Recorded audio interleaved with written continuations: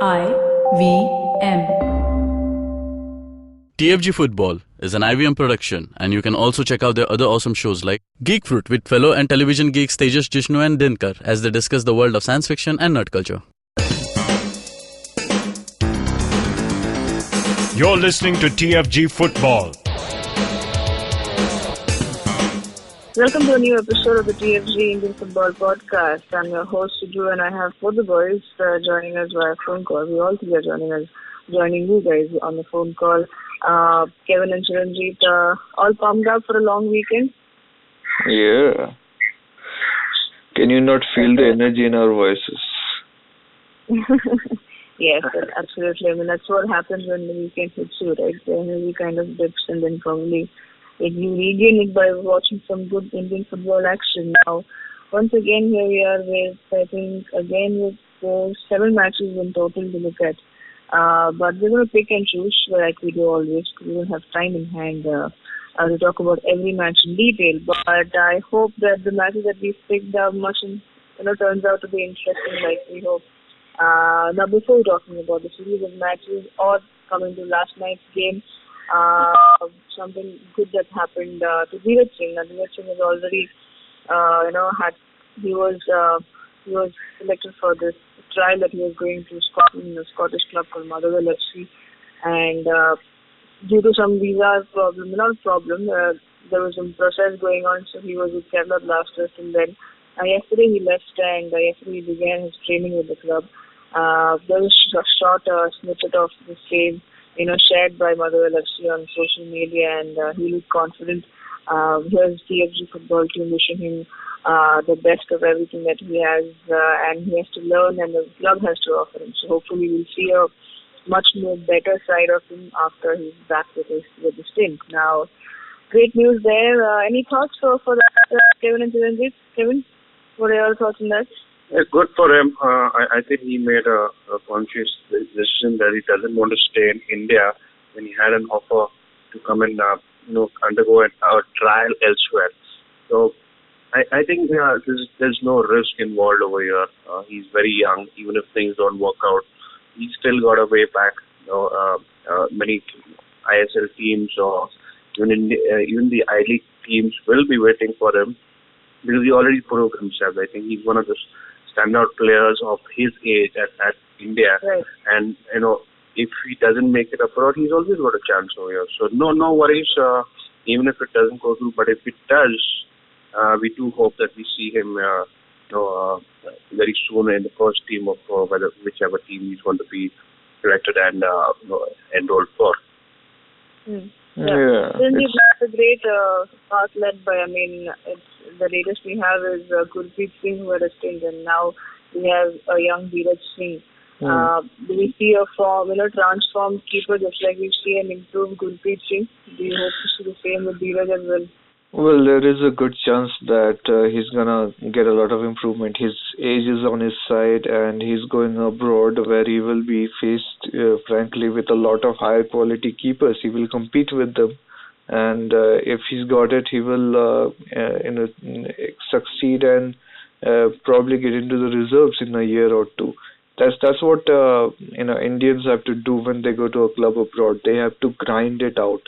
And we've seen with Sunil Chhetri, we've seen it with Gurpreet, that even if they are not quote-unquote successful out there playing regular games, they still come back an improved player.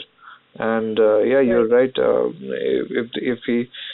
It's a win-win for him. And since he's in that position that he has played under 17 World Cup matches, he has also had his top division debut for Indian Arrows, and he's been successful in that. He's played at the highest level in India already.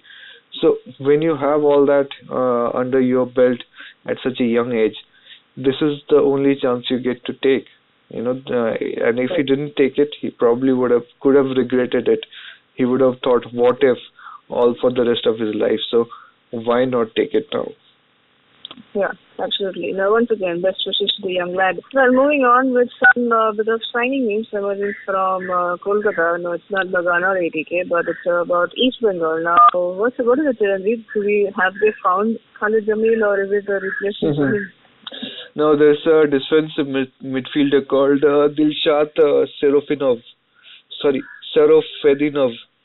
Okay, he's a 32-year-old defensive medium, 6'2" has played 6 matches for the Uzbek under-23 international team, and he was playing, I think, last year at a Malaysian top division club. So he apparently knows Alamna, and Alamna has talked to Khalid Jamil and Manoranjan Bhattacharya a few days ago, and they have decided to bring him on. So it's like, still they're shuffling around. The league is in its final stretch. Let's see. Best of luck to East Bengal. See if they can work it out. Yeah, absolutely. Now moving on with the matches that we have to look at. The first one is last night's game between ATK and Kerala Blasters. Now, there's also apparently a 250th match in ISL, and whatever flaws this league has had, ATK and Kerala Blasters have a lot to look at. In the 4 years, they've had 2 finals together, and both are won by ATK. In the matches that both these teams have played against each other, ATK had the upper hand. Going into this game with the head-to-head count, Kerala really defeated ATK once in the first season. But last night it looked like once Bobatov got the second goal for Kerala Blasters, it looked like it was again a 2-1 victory. It ended like that, 2-1 victory to Kerala Blasters. But ATK has something probably going in favor of them when they play Kerala, because they either win or it's a draw. They never lose. Considering, I think now they're in a very difficult position. Yeah, well, Kerala Blasters came out swinging because they had something to fight for, right? And I think every single time it was pressure from Kerala Blasters, and they got the goal. And it seemed like for a few minutes afterwards there was maybe a sense of relief that went over them. And that sort of came back to bite them, because both the goals that ATK got back seemed like the defense was slightly slacking. Yeah. And that's not something you expect at this time.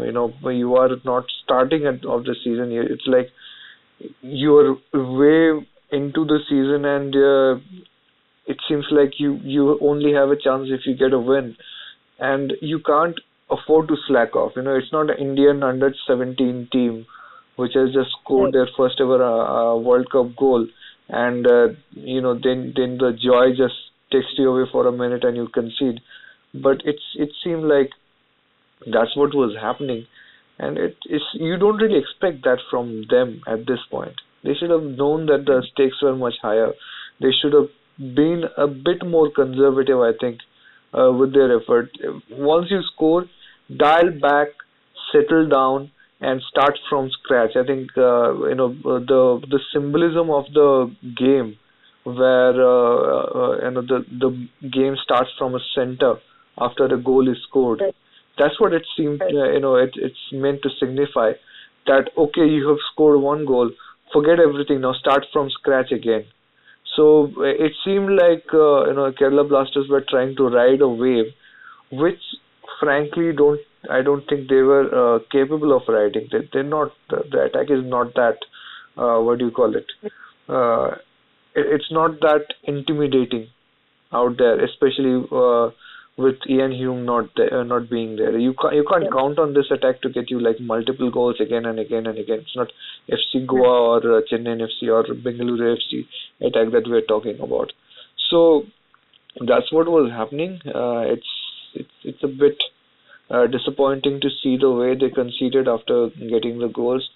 And fair play to ATK. They didn't let up. I think that's part of the Westwood mentality starting to seep into the team, that it doesn't matter if you just conceded, you just keep hammering away, and something will let up. So fair play. Yeah. They got 2 goals.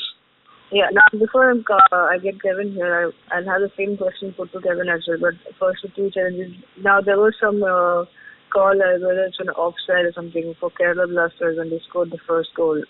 What do you have to say about that? It was marginally offside. I wouldn't say, it was, so clear that you can make a decision. Either it was this side or that side. But, these kind of things cannot be talked about as a game-changing decision.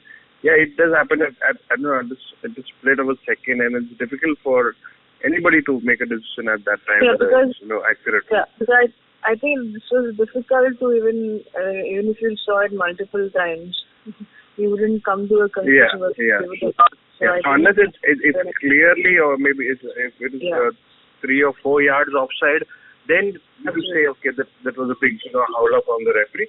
But these decisions really shouldn't be the ones we are talking about making. This was the reason the match changed, or 1 point was turned into 3 points. It wasn't that kind of a decision. But just seeing the game that ADK played yesterday, I think they had a couple of chances to take the lead and stay there. Obviously, they came back twice, and the way the foreigners, especially Ryan Taylor and Thorpe, played, I think they deserved at least another goal. But as Chiranjit said, I think the Kerala defense just slept away for a while, and that's the reason they allowed those goals to come in. Even at the dying minutes, we saw a great tackle by Lalru Athara. I think if that wouldn't have been the case, it would have been a win for ATW. I think they were creating the better chances in the dying minutes, at least the last 10 minutes. They could have easily taken the game there. Yeah. Now, since you mentioned the defense, Kevin, do you think they missed Sandeep Jingan a lot? Yeah, definitely. Sandeep Jingan is one rock at the back, and when you don't have a defensive pairing that has been working for you for so long, you really expect somebody to step up in that place. But Wes Brown is strong in his position. I think he did quite okay just by himself there. His tackles are very strong. I think one of the occasions where Jayesh Rani felt the real Wes Brown tackle was when he just went up in the air and he just came down knocking as if he was nothing. Yeah. So it really showed his experience there.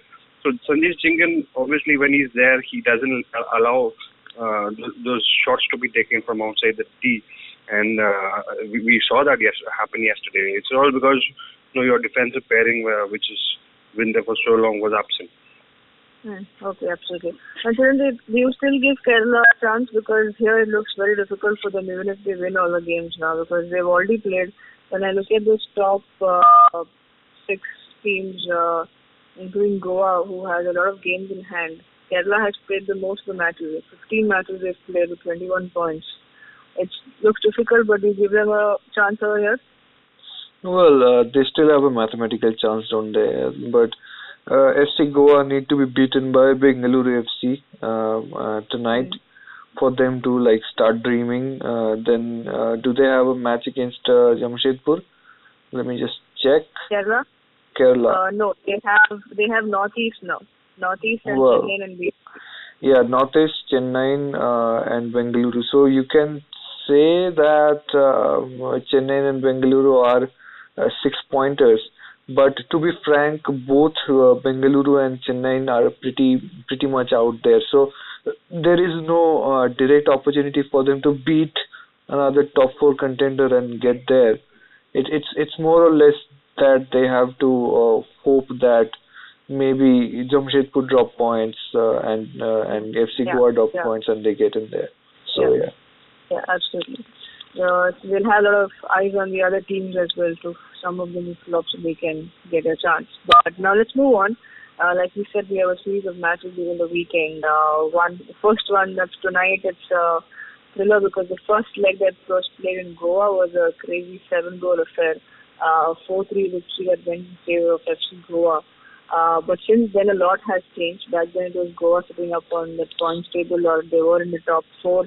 But at the moment, they are at the 6th place with 20 points in hand, played only 12 matches. So they have matches in hand to play, which is a good favor in them. But I don't know about their form that's not been with them since quite some time now. It's been on and off. So Kevin, I'm coming to you. Bengaluru are hosting this time, and they have been in a terrific form, whether it's away or at home. They had in between a bit of downfall, but they've gotten up from there, and now they are dominating the first place. I mean, they've almost fixed it. They're with 30 points out of 14 games. So, what are your thoughts from this match, and what are you expecting from it?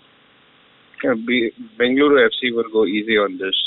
They won't play the entire squad. That I mean, they won't go all strength on this one because they're already in a comfortable position, and it really won't matter even if they slip one position down. They've just got 4 games remaining, and the past 4 games have been wins for Bengaluru FC. So there's no real rush for them to go all out here and risk a player or two, because they've got other tournaments to look at as well, which is where we've seen the rotation happen. So here, Albert Roca will actually want to play a few players who've not been played consistently. But for FC Goa, I think this is a chance for them to come back, and it will be the game where they take all points. That's the feeling that I get about this game. FC Goa really want to come back into the top 2 or 3 positions.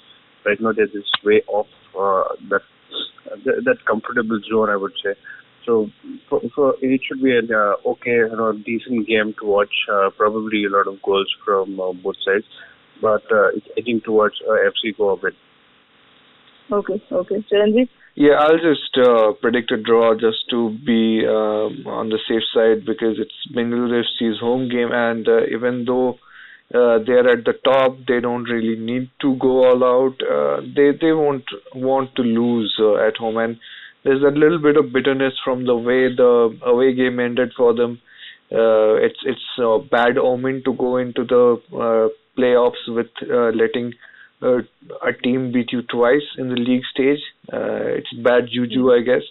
So they've never done it. They never want to lose a game. They do put out all their effort. I think the only one game where they were not really trying 100% to win was that away game versus Mohun Bagan in Siliguri, which they played there. They had played it after winning the league, so there was really nothing to play for there. But here you're still trying to ensure that you finish at the top, so might as well go out there and put up a decent show at home. So yeah, I think it's going to be a draw. FC Goa probably have one of the best attacks out there.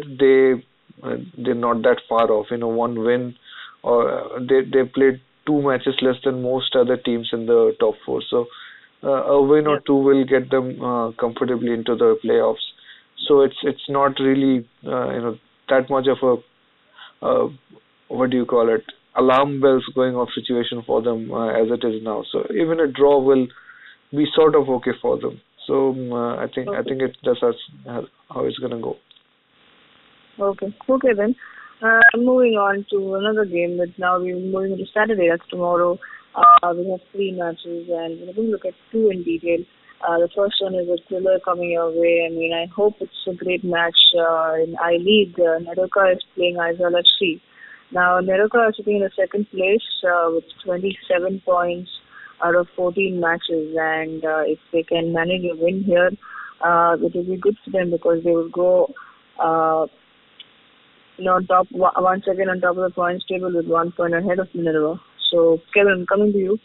NEROCA versus Aizawl. We saw what happened in the away leg when Aizawl were hosting, and NEROCA got a win there. So what do you have to say? Do you see them winning here as well, considering Aizawl's form a bit of not in a great shape? Aizawl are not really in the frame to win this, and NEROCA have got all the attention focused on the first position. They want to put pressure on Minerva because they're playing ahead of them.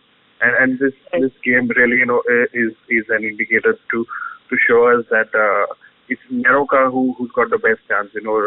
Before Mohun Bagan played last, it was Mohun Bagan who had the chance to be the closest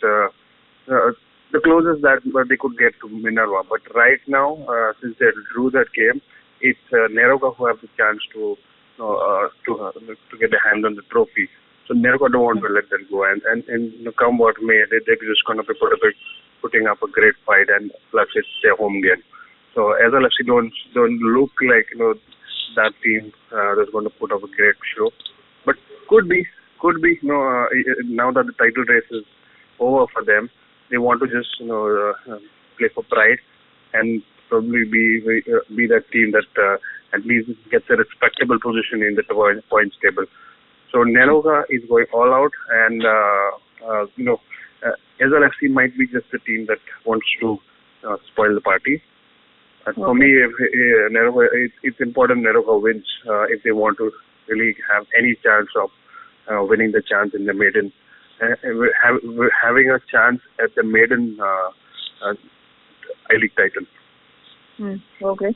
Chiranjeev, can Aizawl play a spoil sport here for NEROCA? They surely can, although there's been that drama going on with Masi Saigani. They have a couple of players unavailable also. Although the Masi Saigani thing should be sorted. I mean, this is Friday. That thing started a couple of days ago, and they've had enough time to sort out the paperwork by now. Actually, there's no reason with the Chief Minister of Manipur involved that Masi Saigani should not get his PAP in order before Saturday and play the match. So yeah, it should be an interesting game. We know that Manipuris and Mizos have a little bit of a rivalry going amongst themselves. It's more of a, I mean, I wouldn't call it a derby, but it's got more of that rivalry feeling than you see the typical match between Shillong Lajong and Aizawl FC. So yeah, Aizawl FC will not want NEROCA to fly their flag in the league by beating them. Same thing that Shillong Lajong wanted. Shillong Lajong wanted to stop Aizawl FC from winning the league. So similar thing they will want to do. Aizawl FC have still something to fight for here. They want to ensure that they finish in the top 6, because we know that top 6 from I-League and ISL will get direct entry into the Super Cup. So yeah, they are 6th now. A win will take them further away from Churchill Brothers, who are also on 16 points from 12 matches. So it's neck to neck, and both teams have something to fight for. NEROCA to fight for a title if they still can, and hope that Minerva Punjab can still slip up a little bit, and Aizawl FC can still hope for a direct entry in the Super Cup. Now it's the time to slip into a short break. On the other side, we'll continue with the other games. We have a series of good matches, some more interesting games coming our way, including on Saturday and Sunday. So all of that is at the start of the break. Shunyawan, Shunyawan, Shunyawan, Shunyawan. $1 billion acquisition. Another copycat startup got formed. No, the tech world in India is surely moving double the speed of this voiceover. Tune in to Shunya One every Tuesday to catch us talking to the smartest people we know on the IVM Podcast website, app, or wherever you get your podcasts from. Welcome back, guys, and here we are. We spoke about BFC taking on Goa, that's tonight, and then spoke about NEROCA versus Aizawl, that's tomorrow. The other two matches that are there on Saturday are with Minerva versus Churchill Brothers and Jamshedpur versus Northeast United. I'm just going to spend a minute on this. Kevin, do you think Arrows versus Churchill is going to be an interesting kickoff? Wherever it's Churchill Brothers, they don't have anything to win or lose for, but they would want to ensure a top 6 finish. So what do you have to say about it? And considering, do you see goals in this match? What I want to ask. Definitely. And Indian Arrows, it's been some time that we saw them get to their best scoring goals. But they're against Churchill Brothers, who really don't let anybody score past them. And even if they do, I think they can score more than Indian Arrows can. probably we can expect a one goal from Indian Arrows and then a barrage of goals coming in from Churchill Brothers. That's what it looks like. But you never know. It's one of those days where even the best scoring teams fail to score. So probably a 2-1 win to Churchill Brothers if Churchill is not at their best.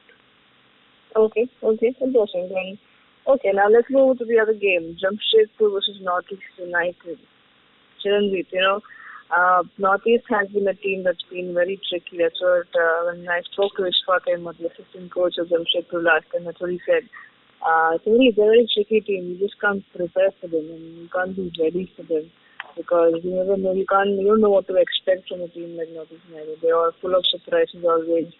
And here Jamshedpur have a chance to make the top 4 in their debut season. Place at the moment, just 1 point behind the Chennaiyin with 1 game played extra. So 22 points out of 14 matches. And they do have a chance to go above Chennaiyin. Probably for some time, or you never know, because Chennaiyin are playing on Sunday. So what are your thoughts? Will Jamshedpur emerge as the winners here? Well, you can say that Northeast United are the anti-Jamshedpur. Jamshedpur FC are known for being measured, being very calculative, and they have that balance in their team. They have a +2, goal difference, and they are gunning for a top 4. That shows how much balanced their game has been. Of course, it's been 1 goal wins and never letting the others dominate. Northeast United is the opposite of that, -10 goal difference. They're 9th right now, having their worst seasons yet. It's a bit of a surprise actually the way their season has turned out. They can bring on that fire sometimes. They can just go out there and produce a very attractive, fiery result and a very heart-thumping win, but they just lose it next game. There's no continuation. There's no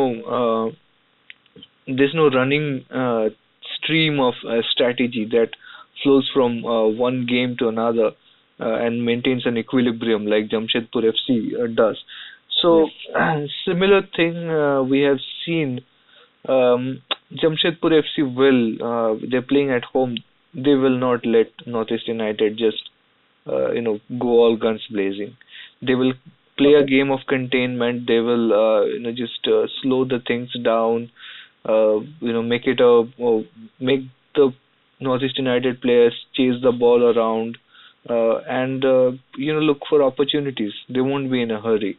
And Northeast United, I don't think they really have anything to prove in this match. Maybe that takes away from their morale. Maybe that just lifts that weight off their shoulder.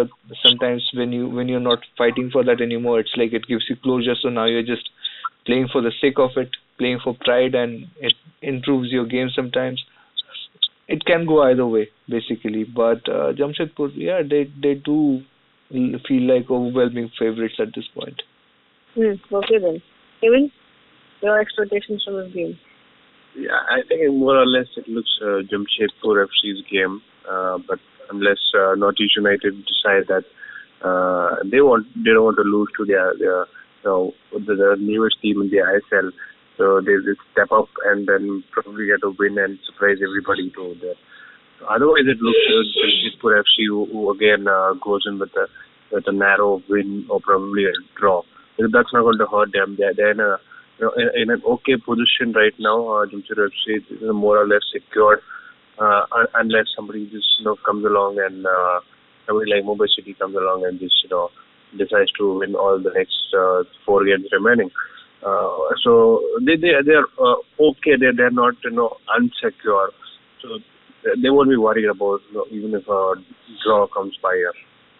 Okay, but I think they should go for a win because they have other 3 games become a little bit difficult and more trickier for me, considering Chennaiyin FC in Goa. So if we can go all out tonight, I mean not tonight, but let's play tomorrow, nothing like it, they'll be in a good position then. Let's see how all of these goes about. We move on to the Sunday fixtures. We have another 3 matches on Sunday. we were about to look at Mumbai versus Pune, but I'm going to give Kevin to talk about his team that's going to play Chennai here. Kevin, Chennai is going to host Shillong Lajong. What do you say? I hope this is a game that I didn't expect from Shillong Lajong against even against Minerva, and they really surprised me, and it really kicked off not at the beginning, in midway through the first half, and I hope that that's the case against Chennai City as well. They don't wait till a goal is conceded. Because they've been a good side, just that they've lost track midway through the season. And facing a team like Chennai City is never easy because they're a team full of potentially good paces players from both sides. And what they lack is sometimes at the final third, just like we see in the last game. They could have easily, gotten 2 goals. And Joachim, he's back, and he's back to his best. We didn't see too much of him, and now you look at him. He was on fire in the last game. He at least deserved 2 goals there. Just thankfully, I think the stars came off for Chennai City, and Shillong Lajong should be a good game to watch. With Chennai City being so confident about the game. They are a team that has not really had too many expectations from the fans and supporters, but they've proved themselves that they can be quite a team if they've got the best players. A few changes here and there. Just somebody like Joachim who's able to translate what the coach has into the game. So it's a way that 2 okay and moderate teams come together and try to bring out the best they can. Okay then. Let's see how that goes about the Sunday fixture. Now the other fixture we have what everyone would call this the Maharashtra derby. That's Mumbai City taking on Pune City. Now Pune are in kind of a comfortable position. Looks like they're in second place with 25 points over 14 games, the best that they've had so far in ISL, and they deserve that position over there. Meanwhile, Mumbai are kind of in a very difficult position because after losing their previous game, their home run has not been that great. It's not been in their favor this season. A lot of defeats have hampered their hopes for making it to the top 4, but puts them in a very difficult position in terms of they have to win all the other games, all the remaining matches now, starting with Pune City. Now, Chiranjeev, Mumbai versus Pune, what are your thoughts? Because, like I said, home run, not a good form for Mumbai. Yeah, well, it doesn't look like they're getting much out of this game. Pune City have shown to be in their best shape ever. And the way they were pursuing the game against Northeast United were playing really well in terms of containing Pune City. A draw would have been a moral victory for them in that situation. But till the end, Pune City kept trying and got that win. Because I think Pune City are riding a very different energy altogether. They are right now second in the table. It doesn't matter. They just want to finish top 4.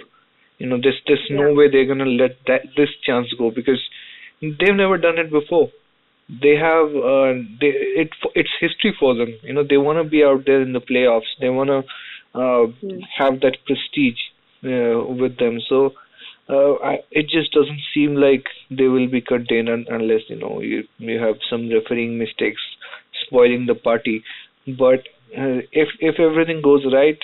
There's no way Mumbai City are stopping Pune City now, with the way they're going right now. Okay, Kevin, who do you think? Pune does look very strong side here, right? Pune City really want to seal this with a win at home, away from home. So that's going to be their statement if they do. They don't want to keep it for another time because this is the closest that they've come to qualifying for the playoffs. It will be the first time they will be qualifying, and what a run they've had! Great signings from the draft, great pickings from already experienced players in the ISL, and they got a team that delivers, and they've been kind of steady in their performances, and that's key to where they are right now, and they don't want to let go of that. So right now, the position of second will be the best that they've achieved, and they want to stick there. Probably a third is also fine, but then looking at the form that Mumbai City have shown, the Pune City team really would want to come here and take away all 3 points. Okay, interesting. Now, I was kind of looking at the schedule, all the matches, and I was supposed to skip the Delhi Chennaiyin, but now it looks like it should be an interesting game because Delhi can, or you never know, may or may not upset Chennaiyin because Chennaiyin suffered a defeat against Bengaluru FC in the last encounter, and they are at third position at the moment, 23 points. Now, if they'll be under pressure in case Jamshedpur get a win against Northeast. So a lot of things riding even in this match. So Chiranjeev, I want to ask you, can Delhi upset Chennaiyin No. here? Not going to happen now unless Chennaiyin FC are in a position to slack off, which Bengaluru FC more or less were, and they had an off night. Chennaiyin FC are still fighting. They just had a defeat. So they have no option but to go all in and get 3 points from here just to ensure that nothing untoward happens. There's still a chance that they might fall below the top 4 because you have 4 or 5 matches left for everybody. So a win here, more or less makes them comfortable in the top 4 zone. So there's no way they will be careless. So this just when you have Chennaiyin FC with that kind of firepower, going in there with a set goal, with so much at stake, they won't put a step wrong, and Delhi Dynamos will not be able to find those holes in their game that lets them get that win. Okay. Kevin, Delhi versus Chennaiyin? Not a chance for Delhi, not a chance. Chennaiyin has still not been very safe. They've been at the top. Now they've slipped down, and again, this is a chance for them to get there. 2015 was when they had won the ISL, and this team looks very close to that strong team that was fielded. There was Mendoza and Ilano, but this is not about individuals. This team is more about a compact and overall hard-working team. So they are strong. And Delhi really don't pose a challenge for them to avoid taking any points, avoid dropping points here. So it's going to be a win for Chennaiyin FC, and they must win tonight on Sunday. Yeah. Now, there's that one that Kevin mentioned. I was just going to repeat that and probably end the show there, where he said Chennaiyin, it's not about individual performance this season. It has been a wholehearted team effort from the youngsters and the new faces in the team to the experienced guys. And it's a great point, and hopefully Chennaiyin will once again prove that right and against Delhi and get a win on Sunday night. That would end the weekend action in ISL and I-League and bring us back to Monday for us to talk about all the games that we looked at and some more. I think in a way there were not too many referee issues last night, so hopefully things are getting better. Let's see. Let's hope for the best. That's all we can do, right? And that's all, guys. Hope you enjoyed the show. And if you did, then please show some love. Like, share, and subscribe to our YouTube channel. Hit the bell icon so you don't miss out on any episodes. Let us know what you think about all these games and something else that you want to say in the comment section below. And if you have some more things to say, tell us. You can do that personally as well on Twitter. Chiranjeev Oja, Boza_Kevin, Sujimatthew94. Follow the TFG Twitter handle, TFG Football, to get all the updates and anything news and features and opinions and all of that. Now, we did speak about Stephen Constantine on the show, about him extending the contract, and he will be there in 2019 for the 2019 AFC Asian Cup. Now, Kevin has been a TFG take why it's a very correct decision and why he should stick by it. So go ahead, it's up on our website, thefangarage.com. Read that, share if you like this. People let us your thoughts on it. Have a great day, guys. Enjoy your weekend. Come back to us on Monday. Cheers.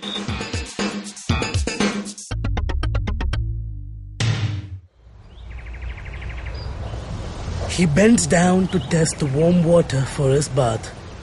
He comes here to quench his thirst for a hot shower and some podcasts. You can witness how he enjoys having other people talk about cool stuff in his bathroom. Indeed, it helps him with his loneliness. You can find more of his pieces on ivmpodcast.com, your one-stop destination where you can check out the coolest Indian podcasts. Happy listening.